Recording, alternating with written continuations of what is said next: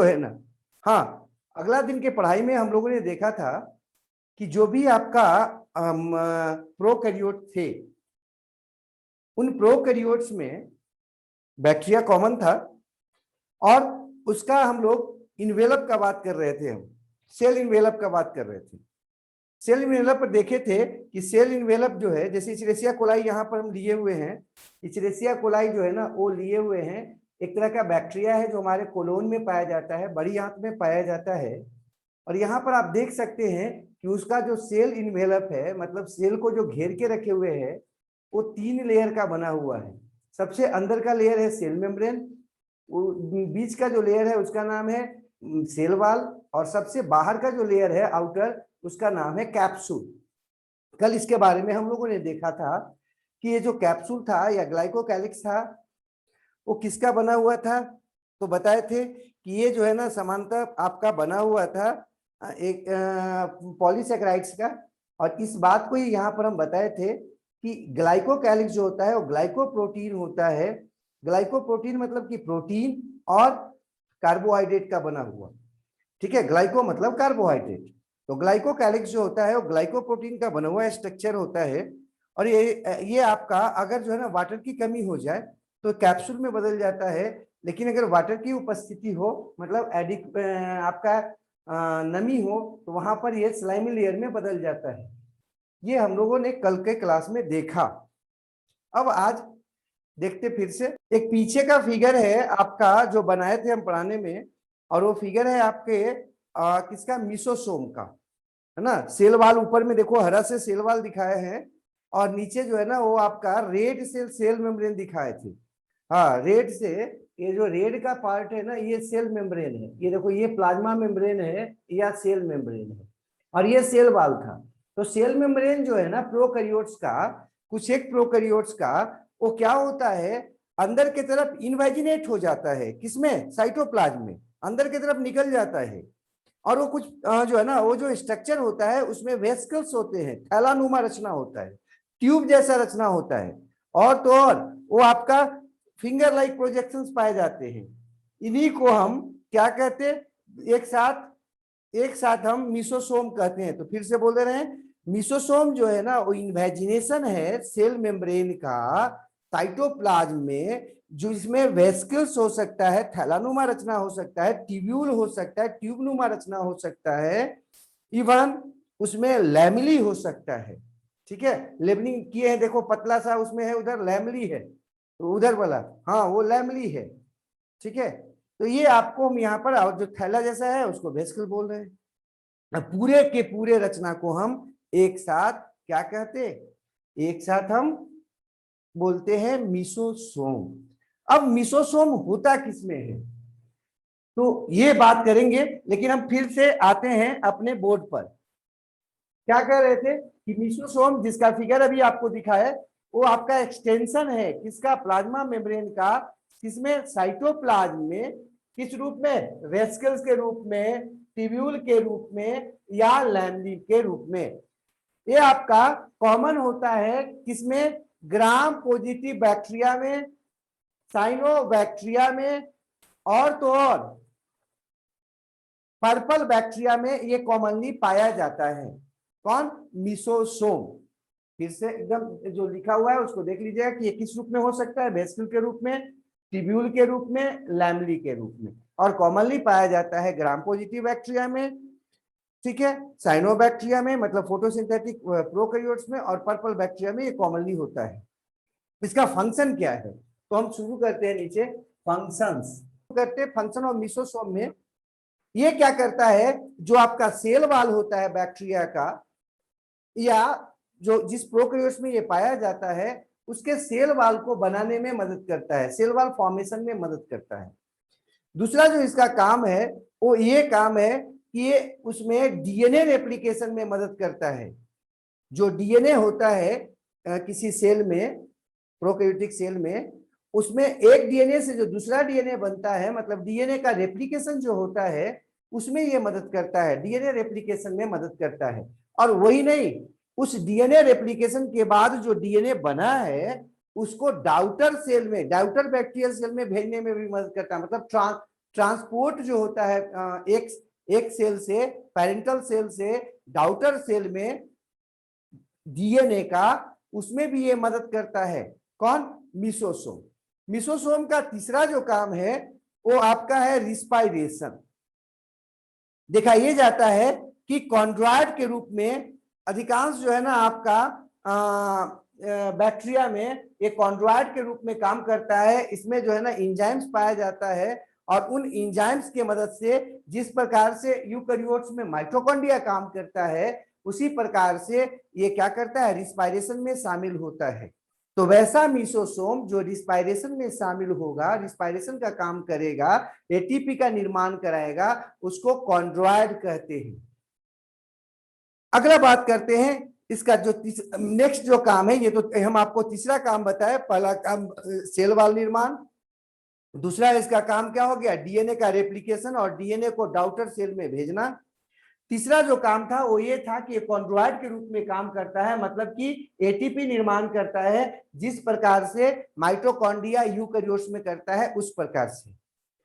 और चौथा जो इसका काम है, फोर्थ जो इसका काम है, वो सिक्रीशन देना। हाँ, कुछ प्रोटीन्स वगैरह का सिक्रीशन देता है, कुछ एंजाइम्स का सिक्रीशन देता है। और तो और पांचवा अगर इसका काम कहें तो वो है ये सरफेस एरिया बढ़ा देता है प्लाज्मा मेम्ब्रेन का।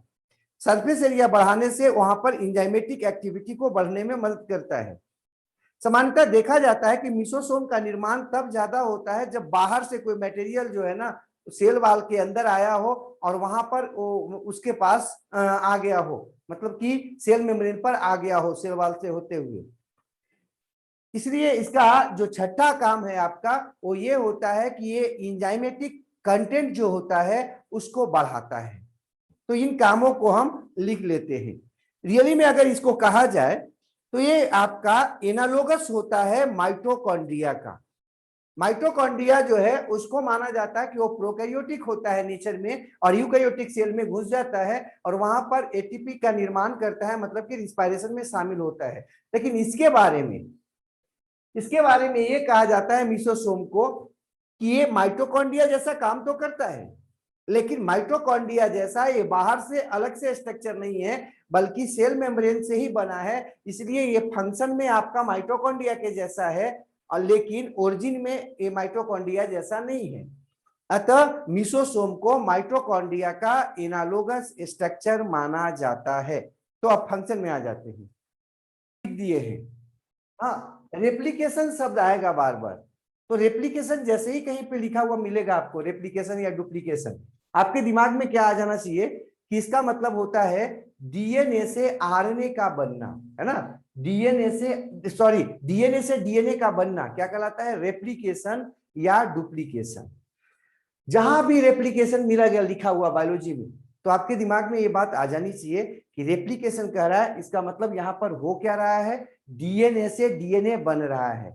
दूसरा ट्रांसक्रिप्शन, जहां भी आपको ट्रांसक्रिप्शन लिखा हुआ मिलेगा, ट्रांसक्रिप्शन जैसे ही आपको मिलेगा लिखा हुआ, आपको एकदम दिमाग में आइडिया आ जाना चाहिए कि यहां पर डीएनए से क्या बनने वाला है, आरएनए बनने वाला है। ट्रांसक्रिप्शन को ही हम कोडिंग भी कहते हैं। नेक्स्ट है ट्रांसलेशन, या जिसको डीकोडिंग कर रहे थे। ट्रांसलेशन कहीं पे आएगा, इसको डीकोडिंग भी कहते हैं। इसमें आपके दिमाग में आ जाना चाहिए कि यहां पर आरएनए से प्रोटीन बनता है, उसको ट्रांसलेशन कहते हैं। अब नेक्स्ट नोट में जो बात लिखी है कि मिसोसोम जो होता है, जो कि प्रोकैरियोट्स में हम अभी देख रहे थे, इसको कॉन्ड्रॉइड भी बोलते हैं। अगर जो है ना ये एक काम करे, और क्या काम करे बाबू, तो काम ये करता है माइटोकॉन्ड्रिया वाला, मतलब कि रिस्पायरेशन का काम करता है। तो इसको यूकैरियोट्स में हम माइटोकॉन्ड्रिया का क्या मानते हैं, एनालोगस मानते हैं। नेक्स्ट होमोलोगस एनालोगस स्ट्रक्चर का बात कर रहे थे हम। होमोलोगस और एनालोगस स्ट्रक्चर में क्या अंतर है, अगर थोड़ा बहुत भी आपको 10th में पढ़े होंगे तब तो अच्छा है, नहीं पढ़े तो कोई बात नहीं है, ठीक है। यहां पर देख लो, दोनों में 2 क्राइटेरिया ले लो, अपने क्लियर हो जाएगा। जहां पर होमोलोगस बोला जाए तो 2 चीज लेना है, पहला ओरिजिन लेना है, ओरिजिन, और दूसरा लेना है फंक्शन। फंक्शन स्ट्रक्चर, दो स्ट्रक्चर के बीच का कंपैरिजन है वो।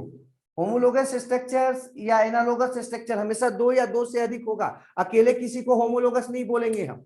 जैसे ये दोनों पेन है तो ये दोनों पेन को हम होमोलोगस बोलेंगे चाहे एनालोगस बोलेंगे एक दूसरे का। ऐसा नहीं हो सकता कि एक पेन लें और इसको होमोलोगस या एनालोगस बोल देंगे।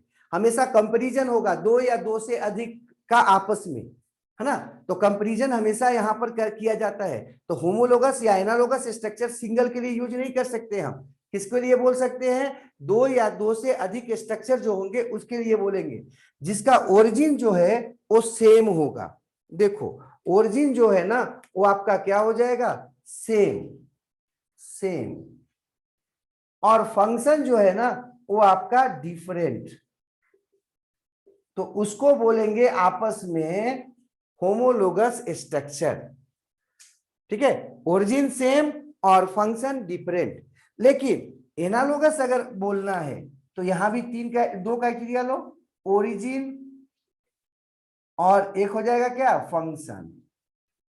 फंक्शन अगर ओरिजिन जो है ना आपका डिफरेंट हो जाए, है ना, ओरिजिन अगर आपका डिफरेंट हो, दो स्ट्रक्चर दिया हुआ है और उन दोनों का ओरिजिन डिफरेंट हो और फंक्शन क्या हो? सेम हो, तो उनको आपस में क्या कहेंगे? Analogous structure. तो दिमाग में आ जाना चाहिए होमोलोगस स्ट्रक्चर और एनालोगस स्ट्रक्चर में क्या अंतर है। होमोलोगस स्ट्रक्चर में ओरिजिन सेम होगा, फंक्शन डिफरेंट होगा, जबकि एनालोगस जो आपका स्ट्रक्चर होगा उसमें हम आपको क्या बोल रहे हैं? Origin different, function same. ठीक है, अब आगे बढ़ जाते हैं। प्रोकैरियोट्स में अगला जो स्ट्रक्चर है उसका नाम है क्रोमेटोफोर। क्रोमेटोफोर जो था ये आपका, एक मिनट रुको तो, क्रोमेटोफोर क्या है इस पे बात करते हैं। क्रोमेटोफोर जो है वो मेम्ब्रेनस स्ट्रक्चर है, जो कि एक्सटेंशन है रियली में कहो तो किसका? सेल मेम्ब्रेन का। सेल मेम्ब्रेन जो होता है ना वो क्या होता है, उसका एक हिस्सा जो है ना वो आपका निकल के चला जाता है साइटोप्लाज्म में और उसी को हम कहते हैं क्रोमेटोफोर। तो इसमें आपका इसका नाम क्रोमेटोफोर क्यों पड़ा? क्रोमेटोफोर में पिगमेंट्स पाए जाते हैं, कई पिगमेंट्स होते हैं और वो पिगमेंट जो होते हैं उनके पाए जाने के कारण ये क्रोमेटोफोर फोटोसिंथेसिस में इन्वॉल्व होता है, फोटोसिंथेसिस में मदद करता है। तो ये पाया कहाँ जाएगा? सामान्यतः फोटोसिंथेटिक बैक्टीरिया में पाया जाएगा, जैसे साइनोबैक्टीरिया है या ब्लू ग्रीन अलगी है, जिसको साइनोबैक्टीरिया को ब्लू ग्रीन अलगी भी बोलते हैं, और पर्पल बैक्टीरिया है, इनमें ये कॉमनली पाया जाता है। तो हम इसको लिख देते हैं, देख लीजिए, समझे? उसको ये लिखा दिए हैं, लिख दिए हैं, आप आराम से देख लीजिएगा। ठीक है, आगे बढ़ जाते हैं अब हम। अभी तक जो जो स्ट्रक्चर्स हम लोगों ने देखा वो साइटोप्लाज्म के अंदर था या सेल इनवेलप के रूप में था। एक और स्ट्रक्चर है जो साइटोप्लाज्म में पाया जाता है, वो था राइबोसोम। राइबोसोम के बारे में हम आपको बता देंगे।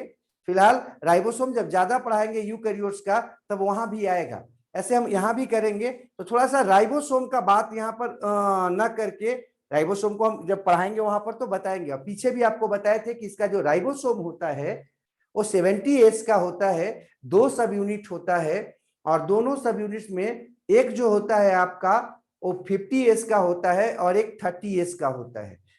नेक्स्ट डे या आज ही ना होगा तो इसको हम कर लेंगे। नेक्स्ट जो है ना आगे हम बात कर लेते हैं वैसे स्ट्रक्चर का जो इसके सरफेस पर पाया जाता है। इसके सरफेस पर 3 स्ट्रक्चर हम दिखाए थे, अगर आपको स्ट्रक्चर याद होगा तो। एक था लंबा सा धागा नुमा जिसका नाम था फ्लैजिला, दूसरा था पीली और तीसरा था क्या? फैम्बरी।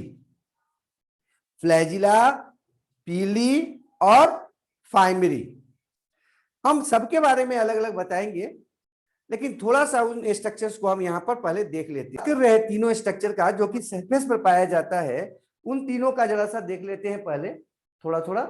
देखो इसमें 3 स्ट्रक्चर आपको सरफेस पर नजर आ रहा होगा। ये एचरिशिया कोलाई है, ई कोलाई बैक्टीरिया जो कॉमन बैक्टीरिया है।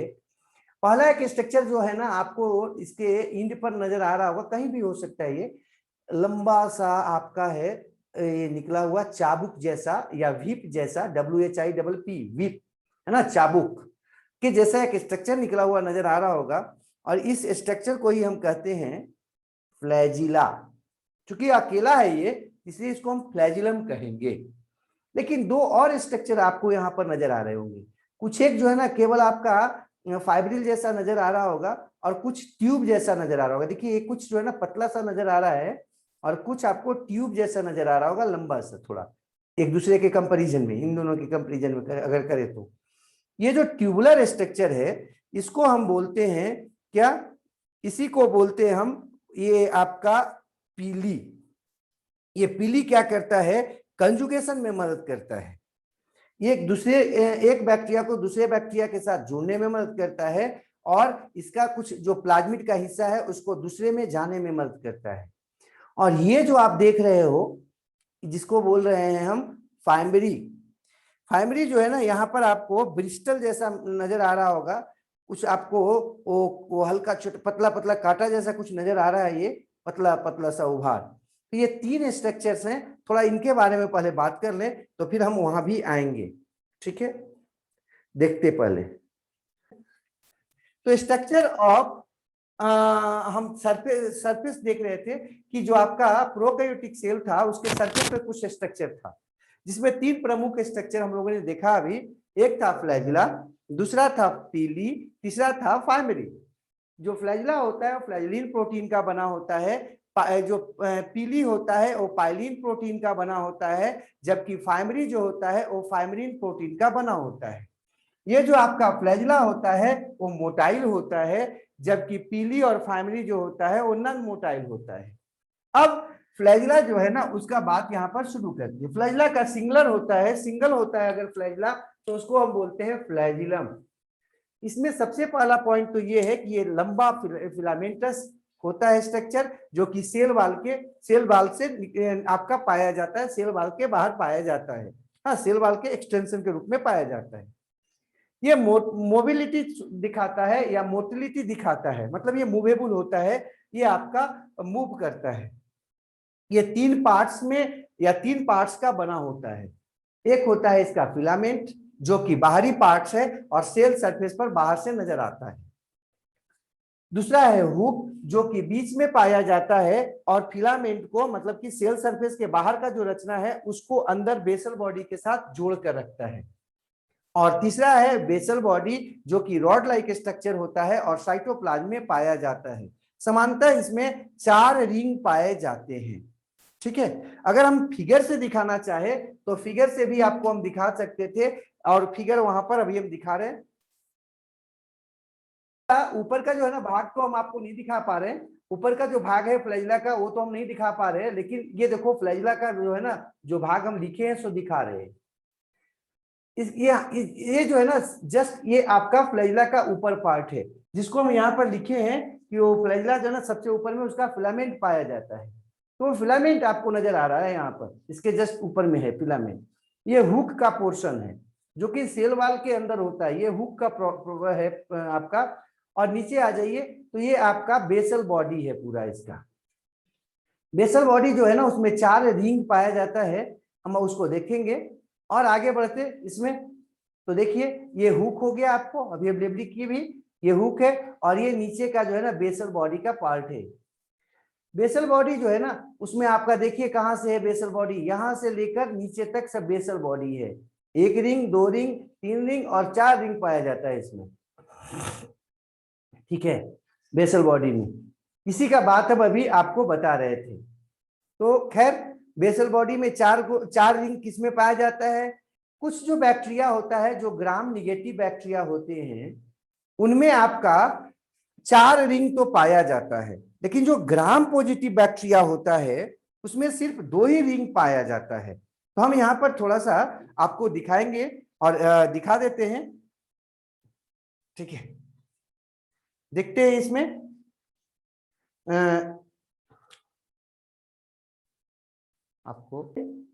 ये आपको फिगर है किसका, हुक का, फिलामेंट का, और 4 रिंग है।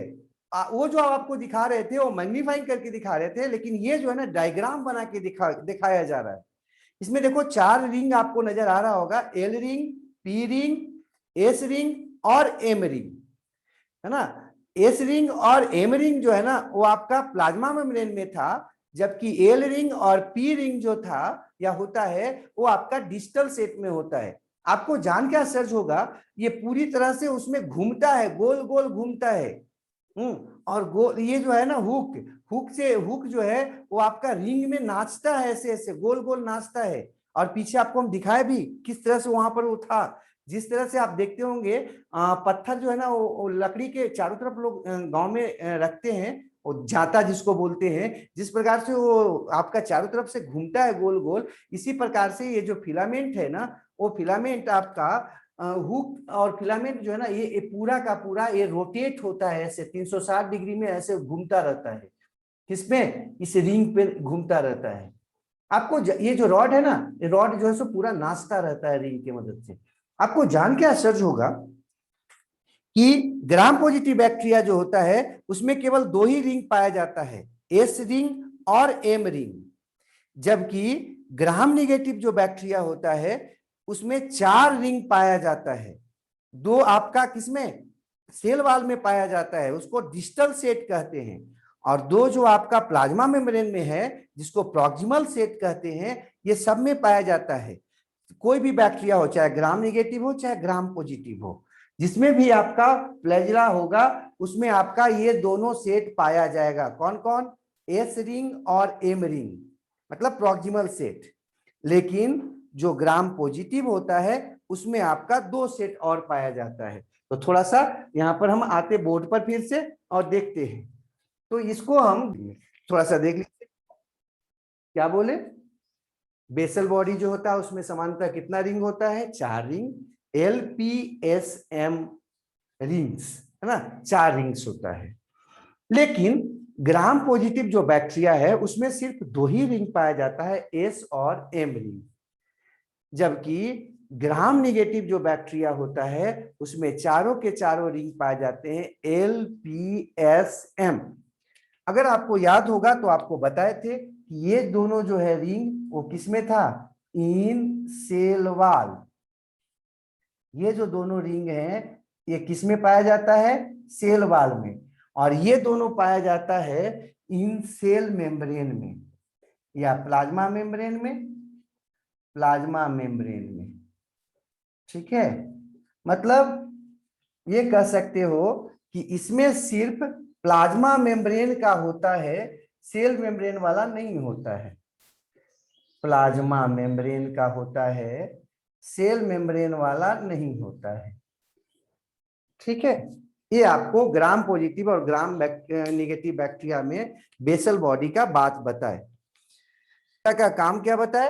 वो मोटिलिटी देता है, मूवमेंट में मदद करता है उसको, है ना, लिक्विड मीडियम में उसको मूव करने में मदद करता है।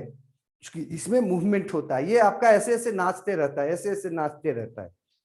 जैसे आपका हाथ ऐसे नाचता है ना, इस प्रकार से ये ऐसे ऐसे नाचता रहता है। तो नाचने से फायदा क्या होता है कि उससे जो है ना वो आपका एक जो प्रेस एक जो है सो फोर्स डेवलप होता है, और उस फोर्स के मदद से ये बैक्टीरिया जो है ना आराम से मूव कर पाता है, अपने डायरेक्शन को भी चेंज कर पाता है। तो इससे मूवमेंट में मदद कर मिलता है। किससे बाबू? फ्लैजिला से। अब दूसरा स्ट्रक्चर जो 2 बचा सरफेस स्ट्रक्चर में, वो दोनों का नाम था पीली और कौन? फाइब्रिन। ये दोनों नॉन मोटाइल स्ट्रक्चर हैं, मतलब ये मूवमेंट नहीं कर सकते। तो हम अब आते हैं उन दोनों में, फाइब्री और पीली दोनों में एक चीज कॉमन है। पहला ये कॉमन क्या बात है कि दोनों नॉन मोटाइल स्ट्रक्चर है, दोनों में मोटिलिटी नहीं होता है, दोनों मूव नहीं कर सकता है, स्टैटिक रहता है। दूसरा बात है कि ये दोनों आपके जो है ना इसमें बेसल बॉडी आपको नजर नहीं आएगा। और कंपैरेटिवली अगर हम बात करें फ्लैजिला का तो उससे काफी छोटा होता है।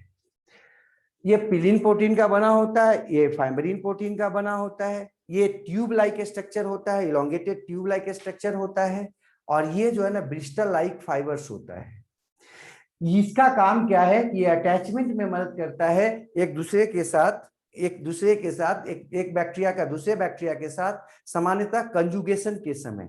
कंजुगेशन एक प्रोसेस है जो कि रिप्रोडक्शन जो रिप्रोडक्टिव प्रोसेस है जो कि होता है, किसमें होता है?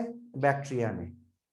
जबकि इसका अगर हम बात करें तो ये अटैचमेंट में मदद करता है किसके साथ, रॉक के साथ, स्ट्रीम में, या होस्ट सेल के साथ, है ना, सबस्ट्रेटम के रॉक के साथ या फिर होस्ट सेल्स के साथ ये आपका मदद करता है जुड़ने में पेशेंट के टिश्यू में। तो ये आपका काम था किसका, फाइमरी का। अभी हम देखते हैं यहां पर कि फाइमरी और पीली है, आराम से आप देख रहे होंगे ये फाइमरी है और ये पीली है, दोनों में देखिए कितना अंतर है। ये जो है ना एकदम ट्यूब लाइक क्लियर होता है और जो है ना वो आपका ब्रिस्टल लाइक होता है, हाँ पतला सा होता है। ये जो पीली है या फाइमरी है उसका काम को हम थोड़ा और बड़ा करके मैंने आगे बढ़ा के दिखते हैं। तो आगे बढ़ते हैं, यहां पर देखिए दो जो है ना बैक्टीरिया है, एक बैक्टीरिया में आप देख रहे होंगे कि एक बैक्टीरिया में आपका प्लाज्मिड भी था। अगर आपको थोड़ा बहुत भी याद हो तो बताए थे कि ये मुख्य आपका जेनेटिक स्ट्रक्चर है जिसका नाम जीनोम है, और जीनोम के अलावे भी जो है ना एक सब्सिडियरी जेनेटिक स्ट्रक्चर पाया जाता है जिसका नाम था क्या, आपका प्लाज्मिड। देखिए ये प्लाज्मिड को बड़ा करके दिखाए थे और पीछे आपको बताए भी हैं प्लाज्मिड के बारे में थोड़ा। तो ये प्लाज्मिड एक में था दूसरे में नहीं था।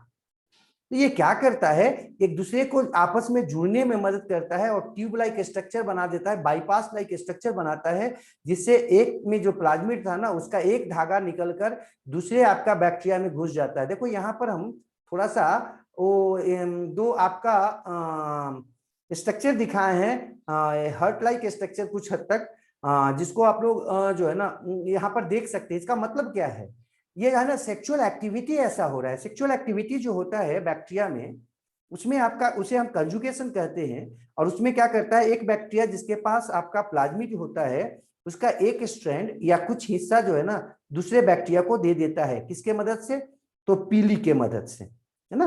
पीली जो था ना उसके मदद से क्या किया, एक ट्यूब लाइक स्ट्रक्चर बनाता है, बाईपास रोड जैसा बनाता है और वो उसको दे देता है। दोनों के पास अपना अपना जीनोफोर है, उसमें कोई दिक्कत नहीं है, लेकिन ये जो प्लाज्मिड था उसका जो है ना एक धागा पूरा का पूरा या कुछ हिस्सा दूसरे में चला जाता है, इसी को कंजुगेशन बोल रहे थे।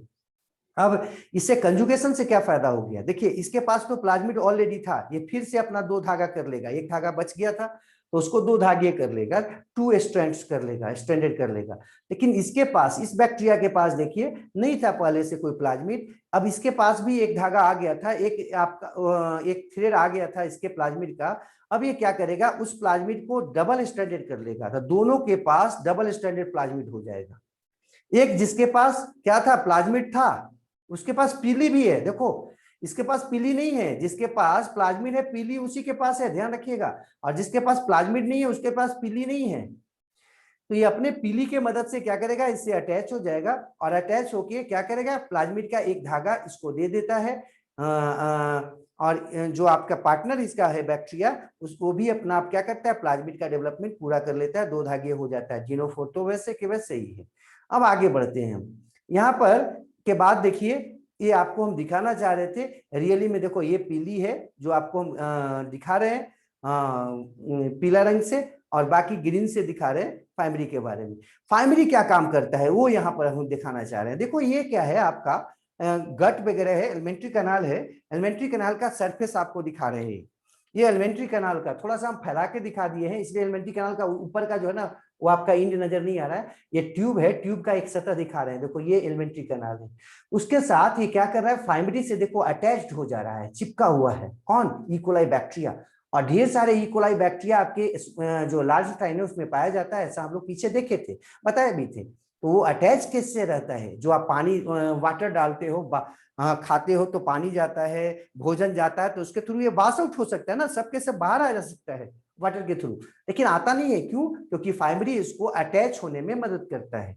इसी तरह से अगर ये वाटर में होगा, वाटर बॉडी में होगा, स्ट्रीम में हो वगैरह में होगा, तो वहां भी ये आपका फ्लो नहीं हो पाता है। इसका क्यों नहीं हो पाता है, क्योंकि ये आपका फाइमरी उसको रॉक के साथ पकड़ के रखने में या सबस्ट्रेटम के साथ पकड़ के रखने में मदद करता है।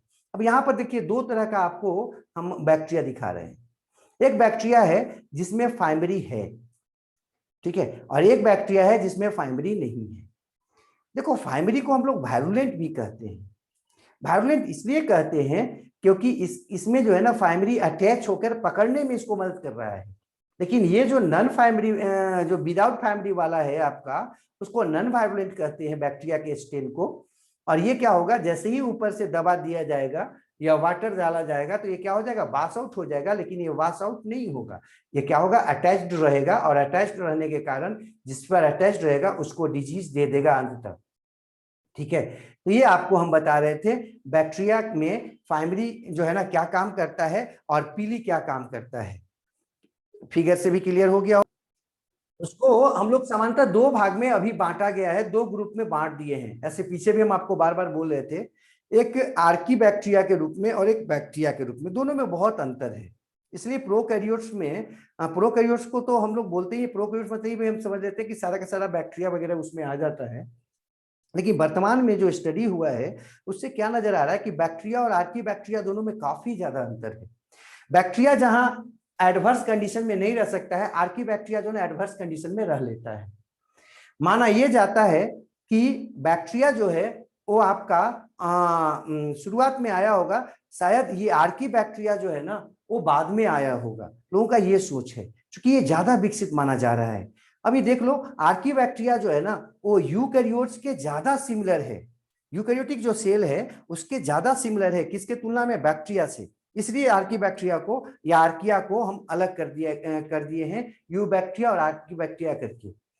देखो ये जो क्लासिफिकेशन है, क्लासिफिकेशन में ऐसा कुछ रो आ रहा है। ये देखिए इधर बैक्टीरिया है और इधर यहाँ पे आर्की बैक्टीरिया है, और ये देखिए ये है यू बैक्टीरिया। तो माना ये जा रहा है कि यू बैक्टीरिया का और आर्की बैक्टीरिया का, देखिए सबसे पहले जो है ना जो ओरिजिन हुआ था पृथ्वी पे हम लोगों का जो उत्पत्ति माना जाता है, उसमें जो आर्की बैक्टीरिया जैसा जीव आया होगा, एक बैक्टीरिया जैसा कुछ जीव आया होगा यहाँ पर। और ये जो जीव है ना इसी के जो है ना वंशज जो आए हैं, जो ऑफ स्प्रिंग्स आए हैं, अंततः दो प्रकार के हो गए। एक इधर बैक्टीरिया के तरफ चले गए और एक जो है ना इधर आगे बढ़ गए। ये जो आगे बढ़े हैं उसी में से आर्की बैक्टीरिया जो है ना अलग हुआ है, और उसी से जो है ना यूकैरियोट्स भी अलग हुए हैं। अर्थात यूकैरियोट्स के साथ देखो आर्की बैक्टीरिया ज्यादा नजदीक है, इसलिए इसके कई कैरेक्टर्स जो है ना वो काफी मिले जुले होते हैं, काफी मिलते हैं यूकैरियोटिक बैक्टीरिया यूकैरियोट्स से। किसके तुलना में, बैक्टीरिया के तुलना में। इसमें कई ग्रुप लिखा हुआ है, कई ग्रुप का नाम है जो कि बैक्टीरिया का है, और उनके बारे में यहाँ पर लिखा हुआ है। पर्पल बैक्टीरिया, साइनोबैक्टीरिया, फ्लेवोबैक्टीरिया, थर्मो जो है ना आपका फ्लैजेल्स, और या एक्विफेक्स या क्लोरोफ्लेक्स है। अब यहाँ पर आर्की बैक्टीरिया भी कई ग्रुप में बांटा जाता है। मिथेनोथर्म्स होता है, मिथेनोकॉकस होता है, हेलोफाइल्स होता है। हेलोफाइल्स वगैरह जो है ना उसको बोलते हैं जो आपका जो है ना आपका समुद्री वाटर में भी, सी वाटर में भी आराम से रह लेता है। तो खैर यहाँ पर आते हैं हम आर्की बैक्टीरिया और थोड़ा सा बैक्टीरिया में थोड़ा सा डिफरेंस देख लेते हैं। आर्की बैक्टीरिया में आप देख रहे होंगे इन दोनों आर्की बैक्टीरिया और यू बैक्टीरिया करीब सेम है, लेकिन थोड़ा सा अंतर है, सेल वाल के पैटर्न में भी अंतर है। हाँ, और उसमें जो पीली और हम अभी प्राइमरी पढ़े हैं उनमें भी आपको अंतर यहाँ पर नजर आ रहा होगा। सेल मेम्ब्रेन में क्या अंतर है आर्की बैक्टीरिया और सेल वाल में, थोड़ा सा देख लीजिए। दोनों का सेल वाल जो है ना होता है दोनों में, लेकिन सेल वाल और सेल मेम्ब्रेन में उसके कंस्टिट्यूएंट्स में अंतर है, उसका जो बनावट है ना, केमिकल कंपोजिशन में अंतर है। बाकी जो है ना जीनोफोर दोनों में सेम होता है। सेल मेम्ब्रेन भी आप यहाँ पर दोनों में देख रहे हैं सेम होता है, लेकिन थोड़ा सा अंतर क्या होता है देख लीजिए। Cell membrane and cell wall of archaebacteria are different from that of bacteria. किस मामले में भैया, तो जो सेल वॉल होता है बैक्टीरिया का वो पेप्टिडोग्लाइकन का बना होता है, हम लोग पढ़ चुके हैं।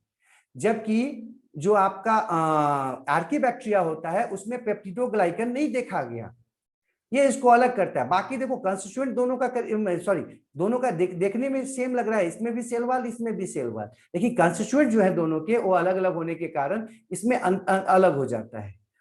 तो सेल वाल में डिफरेंस क्या है दोनों के बीच में, इसका जो सेल वाल होता है बैक्टीरिया का उसमें पेप्टिडोग्लाइकन होता है, जबकि आर्की बैक्टीरिया जो होता है उसमें पेप्टिडोग्लाइकन नहीं होता है।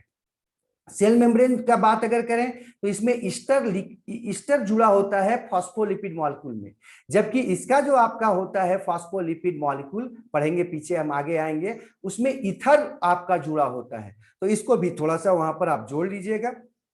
आर्की बैक्टीरिया और बैक्टीरिया में थोड़ा सा डिफरेंस है, इनको कर लेंगे।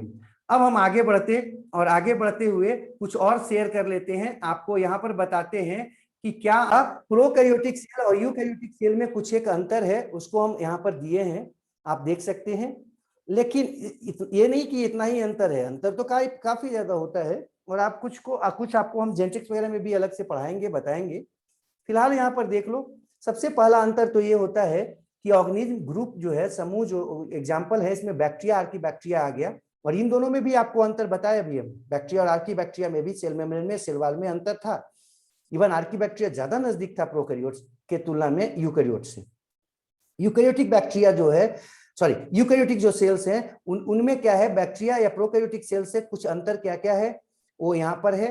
लेकिन एग्जाम्पल में प्रोटोजुआ, प्रोटोजुआ मतलब यूनिसेलुलर एनिमल्स, हाँ प्लांट्स, एनिमल्स, फंजाई जो भी हैं वो सब के सब यूकैरियोटिक सेल्स हैं। सेल साइज की अगर बात करो तो 1 to 10 माइक्रोमीटर होता है प्रोकैरियोटिक सेल, जबकि यूकैरियोटिक सेल जो होता है वो 3 to 100 माइक्रोमीटर का होता है। इसमें मेम्ब्रेन जो बाउंडेड न्यूक्लियस होता है प्रोकैरियोट्स में एब्सेंट होता है, जबकि यूकैरियोट्स में मेम्ब्रेन बाउंडेड न्यूक्लियस या जिसको ट्रू न्यूक्लियस कहते हैं वो प्रेजेंट होता है। जबकि याद होगा आपको प्रोकैरियोटिक सेल्स में उसको न्यूक्लियोइड कहते थे, यहाँ पर न्यूक्लियस बोलेंगे। नेक्स्ट अगर बात करें तो मेम्ब्रेन बाउंडेड जो आपके ऑर्गेनेल्स होते हैं, मेम्ब्रेन से घिरे हुए जो ऑर्गेनेल्स थे जैसे माइटोकॉन्ड्रिया, गोल्जी बॉडी, प्लास्टिड वगैरह जो है ना एब्सेंट होता है किसमें, प्रोकैरियोटिक सेल में। जबकि यूकैरियोटिक जो सेल्स होते हैं उसमें ये पाए जाते हैं। कौन पाए जाते हैं, membrane bounded cell organelles like mitochondria, like Golgi body, ये सब पाए जाते हैं। नेक्स्ट सेल वॉल का अगर कर लो तो मोस्टली जो है ना पेप्टिडोग्लाइकन का होता है, किसमें, प्रोकैरियोटिक सेल्स में।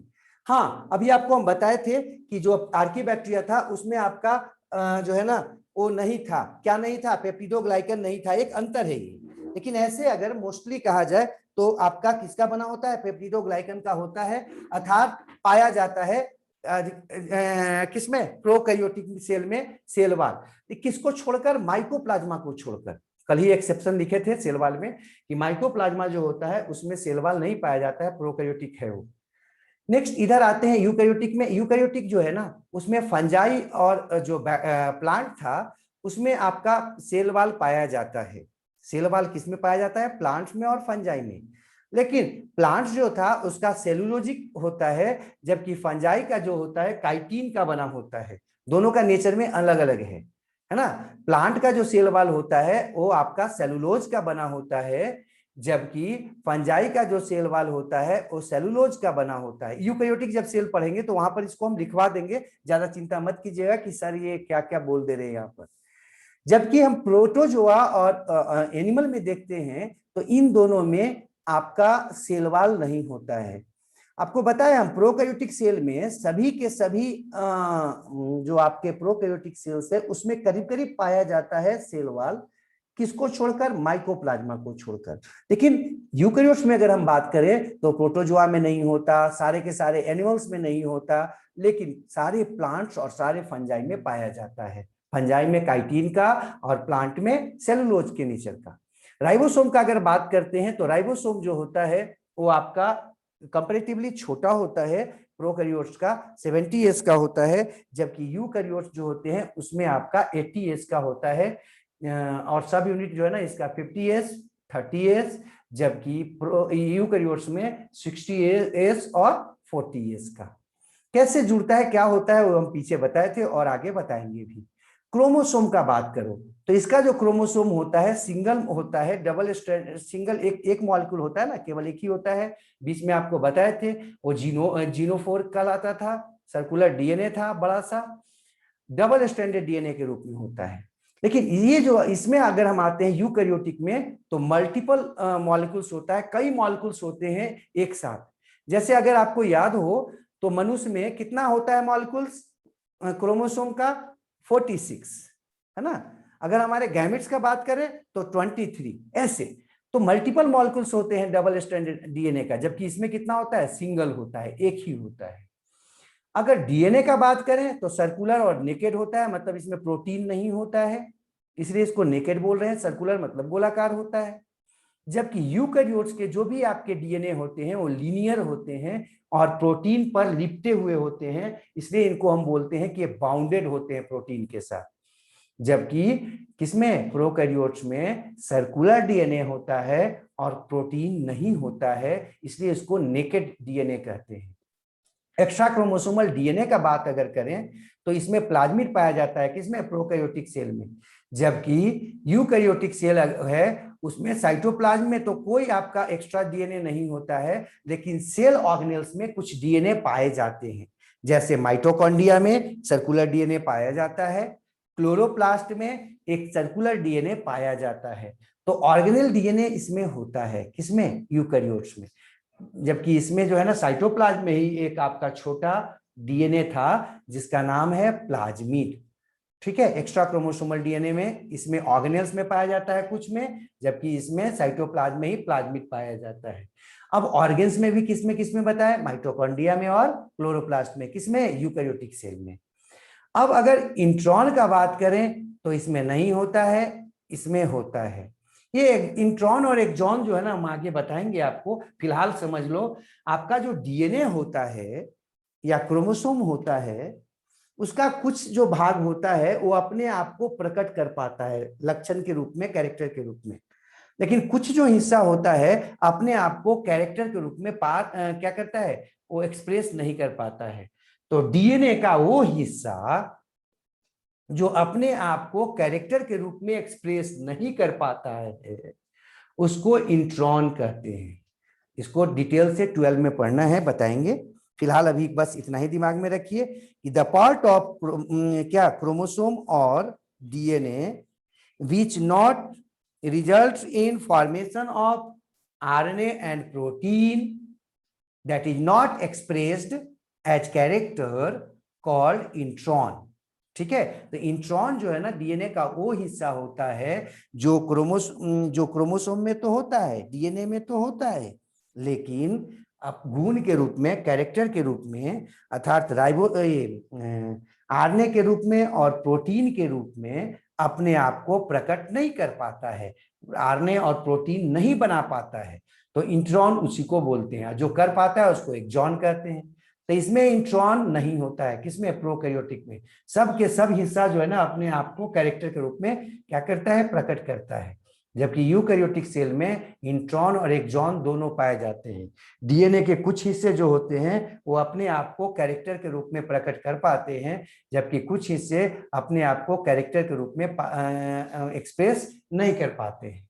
अगर अब इसमें आ जाते हैं साइट ऑफ ट्रांसक्रिप्शन में। ट्रांसक्रिप्शन अभी आपको हम बताए कि डीएनए से आरएनए बनने की प्रक्रिया को हम ट्रांसक्रिप्शन कहते हैं। तो इसका जो ट्रांसक्रिप्शन है, मतलब डीएनए से आरएनए बनने की जो प्रक्रिया है वो कहाँ होगी, साइटोप्लाज्म में, प्रोकैरियोट्स में।